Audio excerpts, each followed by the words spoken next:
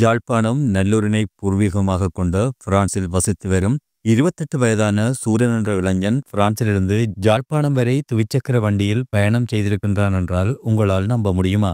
கடந்த 2025ஆம் ஆண்டு செப்டம்பர் மாதம் 1ஆம் தேதி பாரிஸில் இவரின் பயணம் ஆரம்பமாகியது.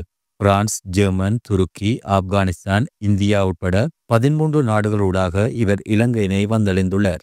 சுமார் 10,000 கிலோமீட்டருக்கு மேற்பட்ட தூரத்தினை துவிச்சக்கர வண்டி மூலம் இவர் பயணம் செய்துள்ளார்.